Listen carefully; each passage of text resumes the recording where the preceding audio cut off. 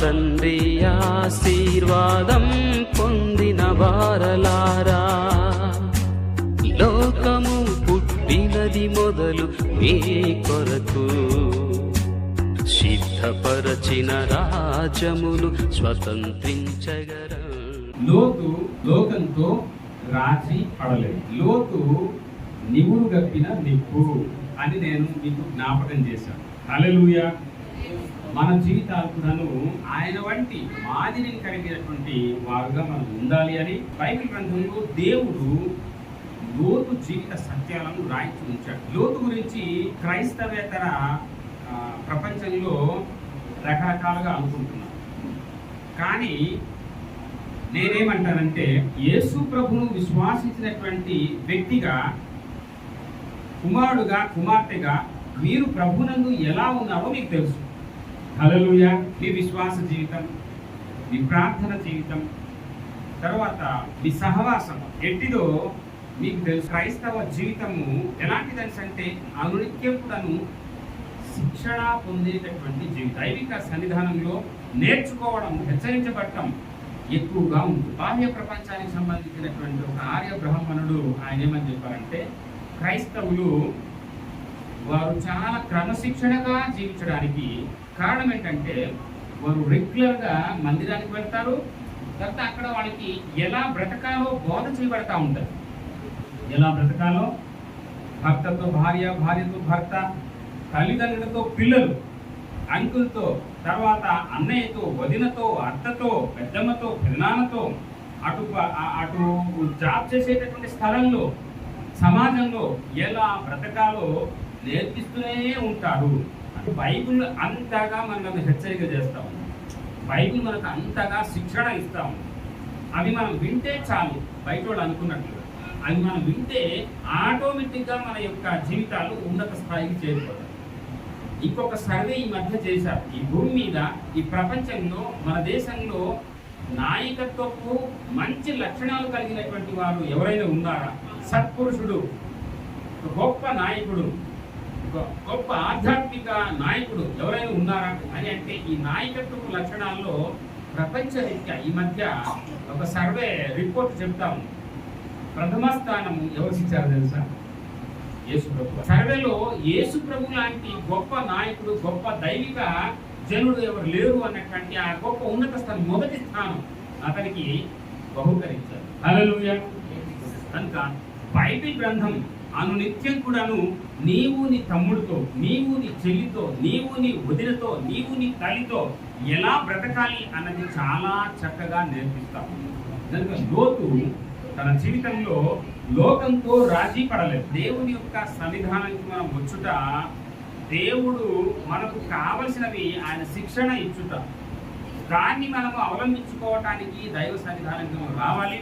దాన్ని మనము పాటించినట్లయితే, ఆ మాట ప్రకారంగా జీవించడం మొదలుపెట్టినట్లయితే, బాహ్య ప్రజలు మనకు చూస్తే అవే క్రైస్తవులు ఎంత జ్ఞానవంతులు అని అనుకుంటారు. లోతు లోకంతో రాజీ పడకుండా జీవించడానికి దేవుడు అతనికి అద్భుతమైనటువంటి ఆలోచన ఇచ్చినటువంటి ఆ ప్రకారంగా తన పెదనాన్నైనటువంటి, తన బాబాయ్ అయినటువంటి అబ్రహాము యొక్క శిక్షణలో, ప్రార్థనలో, సహవాసంలో ఉండటమే ప్రధానమైనటువంటి కారణం అని నేను నమ్ముతాను. దేవుని యొక్క ట్రైనింగ్, దేవుని యొక్క విధి కట్టడాలు, దేవుని యొక్క ఆజ్ఞలు, ఆయన సూత్రాలు మనం ఎప్పుడైతే పాటిస్తామో, ఆ ప్రకారంగా జీవించడం మొదలు పెడతామో, అదే అన్యులు మనల్ని చూసి గొప్ప జ్ఞానవంతులు, దైవికమైనటువంటి జ్ఞానంతో మన జీవితాన్ని చక్కగా, మన గృహాన్ని, మన జీవితాన్ని కట్టుకోవటానికి దేవుడు వెసులుబాటు ఇచ్చాడు. జ్ఞానవంతురాలు తన ఇంటిని కట్టుకుంటారని అంటే, జ్ఞానవంతుడు తన యొక్క ఇల్లును ఈ విధంగా దేవుని యొక్క ఆజ్ఞ, విధి కట్టడాల చేత ఆయన చాలా చక్కగా విని తన యొక్క జ్ఞానం చేత తన జీవితాన్ని చక్కగా కట్టుకుంటాడు. తన యొక్క ఇంటిని, తన జీవితాన్ని చక్కగా ఆయన తీర్చిదిద్దు. సమయంలో మనం జ్ఞాపకం చేసుకుందాము, లోతు లోకంతో రాజీ పడలేదు. కారణం ఏంటంటే ఆయన సహవాసం అలాంటిది. ఒకటే మాట, ఆయన సహవాసం అలాంటి. ఆయన అబ్రహాముతో సహవాసం చేశాడు. ప్రభువుతో మనం సహవాసం చేస్తే, దేవుని యొక్క గుణలక్షణాలతో మనం సహవాసం చేస్తే ఇంకేమైనా ఉందా? అద్భుతం, మహా అద్భుతం. కనుక జ్ఞాపకం చేసుకుందాము, మన సహవాసం ఎవరితో ఉండాలంటే ప్రభుతోనే ఉండాలి. లోతు తన యొక్క పెద్దనాన్నగారితో ఆయన సహవాసం చేశాడు, తన పెద్దమ్మతో సహవాసం చేశాడు. ప్రార్థన సహవాసము, ప్రార్థన దేవుణ్ణి మరి కడిగి జీవించే నీతి నైతిక విలువలతో అతను తన యొక్క జీవితాన్ని పెంపార చేసుకున్నాడు. చిన్నప్పటి నుండే మన సహవాసం ఎవరితో ఉండాలంటే ప్రభుతో ఉండాలి. ప్రభుతో ఉంటే అద్భుతంగా మన యొక్క జీవితాలు, లోకంతో కాదు మన సహవాసం, ప్రభుతో ఉన్నట్లయితే మరి లోతు ఎలా అయితే దీవించబడ్డాడో, లోతు పరిశుద్ధ గ్రంథంలో తన యొక్క పేరు రాయించబడటానికి కారణం ఎలా అయ్యాడో అలా మనం కూడాను మన జీవిత కాలంలో పరిశుద్ధమైనటువంటి తన యొక్క జీవ గ్రంథంలో దేవుడు మన పేర్లను రాయించి ఉంచుతాడు అనే సత్యాన్ని మనము జ్ఞాపకం చేసుకోవచ్చు. ఈ సందర్భంలో కాస్త జ్ఞాపకం చేసుకుందాము. లోతు అని అంటే అర్థము నేను మీకు చెప్పాను, వస్త్రము అని, కప్పబడిన ముసుగు అని నేను మీకు జ్ఞాపకం చేశాను. నివులు కప్పినటువంటి నిప్పులాగా అతను లోకానికి ఉన్నాడు. అతను గురించినటువంటి సత్యాలు బయట వారికి ఎవరికి తెలియదు ఎక్కువగా. కనుక ఈ సందర్భంలో అతను ముత్యం ఎలా ఉంటుంది అంటే భూమి లోపల ఎవరికి ఏమి గోచరం లేకుండా కనిపించకుండా అది లోపల ఎదిగి ఒక రోజు దాన్ని మానవుడు కనుగొని దాన్ని బయటికి తీసినప్పుడు అది చాలా అద్భుతంగా మెరుస్తాం. ఒక వజ్రము లోపల పెరుగుతుంది, కానీ అది బాహ్యానికి అది గోచరించినప్పుడు దాని యొక్క విలువ తెలుస్తాం. నివులు కప్పినటువంటి నిప్పు కూడాను ఆ యొక్క కట్టె మండుతున్నప్పుడు అగ్గి కనిపిస్తుంది. అలా చల్లారినప్పుడు ఆ యొక్క కర్రలో బయట పొగ ఏంటిది బూడిదతో కూడి ఉంటుంది, కానీ లోపల అగ్నికరం ఉంటుంది. అలా లోతు జీవితాన్ని ప్రభువులో అతను కట్టుకున్నాడు. ఆయన తనకి మరి అతను ఎక్కడ జీవించాడని మనం అనుకున్నామంటే సొదొమ గుమొర్రాలో జీవించాడని చెప్పుకున్నాం. ఆ సొదొమ యొక్క ప్రజలు ఎలాంటి వాళ్ళంటే నీచులు, నికృష్టులు, దుర్మార్గులు, బలత్కారులు, మరి దేవునికి అయిష్టమైన కార్యక్రమాలు చేసేటట్టు వారు. అయితే అలాంటి ప్లేస్ లో అతను ఆయన ఉండి కూడాను వాళ్ళతో ఆయన కలిసి జీవించలేదని నేను జ్ఞాపకం చేశాను. వాళ్ళతో ఈయన రాజీ పడి బ్రతకలేదు అని నేను జ్ఞాపకం చేస్తాను. మరి అక్కడ ఉన్నటువంటి ప్రజలందరూ కూడాను మరి నశించి కృషించే దేవుని యొక్క ఉగ్రతకు పాత్రులయ్యేటటువంటి వారుగా వారు ఉన్నారు. కానీ సంఘమా మనం జ్ఞాపకం చేసుకుందాము, అద్భుతమైన జీవితాన్ని ఆయన జీవించాడు. తన కుటుంబాన్ని కూడా అదే క్రమంలో నడిపించడానికి ఆయన ప్రయత్నం చేశాడు.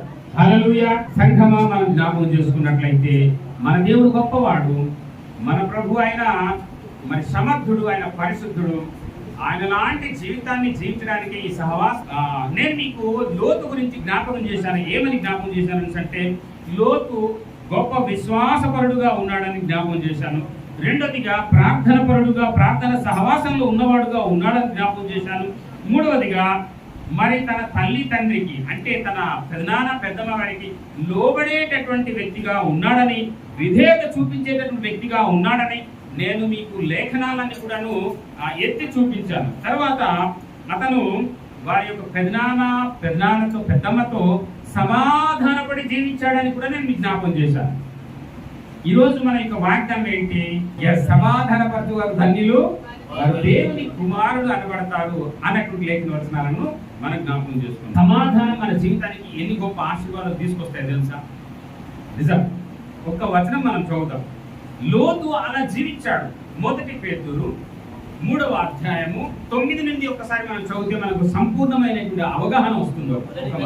ఆశీర్వాదములకు వారసులవుటకు మీరు పిలువబడితే గనుక ఆ కీడుకు ప్రతి కీడైనను దూషణకు ప్రతి దూషణైనను తర్వాత జీవమును ప్రేమించి మంచి దినమును చూడగోరు వారు చెడ్డదానిని పలుకకుండగా తన నాలుకను కపటపు మాటలు చెప్పకుండా. హల్లెలూయా. ఈ మాటలన్నీ ఏం తెలియజేస్తుంది అంటే ఎవరైతే సమాధానం కలిగి జీవిస్తారో వారికి ఉండాల్సిన లక్షణాల గురించి ఈ మాటలు మనకు తెలియజేస్తారు. సమాధానం కోరేవారు గయ్యాలుడుగా ఉండరు. ఏమండి? మాటకి ప్రతి మాట చెప్పరు, దూషణకు ప్రతి దూషణ చెప్పరు. ఆశీర్వాదం కావాలనుకున్నటువంటి వారు ఖచ్చితంగా దేవుడిచ్చేటటువంటి ఈ సుగుణాలు కలిగి ఉంటారు. వాళ్ళు సమాధాన పడతా ఉంటారు. సమాధానం అంటే ఆశీర్వాదం, సమాధానం అంటే అభివృద్ధి, అని బైబిల్ గ్రంథం మనకు సెలవిస్తుంది. కనుక లోతు తన యొక్క బాబాయితో, తర్వాత లోతు యొక్క పశువుల కాపరులకు, అబ్రాహాం గారి యొక్క పశువుల కాపరులకు వివాదం వస్తే ఈయన వివాదానికి పోలేదు. తన పెదనాన్నగారు ఏమైతే మాటలు చెప్పారో పెదనాన్నగారు ఏమైతే మాటలు చెప్పారో దానికి లోబడి విధేయుడై విశ్వాసంతో ప్రార్థనలో అలా తనతో సమాధానం పడి ముందుకు సాగిపోయాడు. మాటకి మారు మాట జవాబు చెప్పాడు.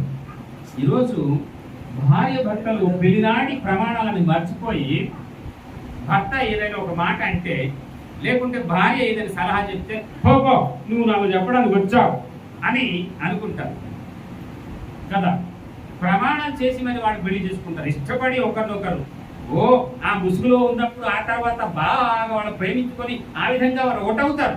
కానీ ఆ తర్వాత దినాలు అలా సాగుతుంటే ఒకరి మీద ఒకరికి ఆ ప్రేమలన్నీ కూడాను పెరిగిపోతుంది.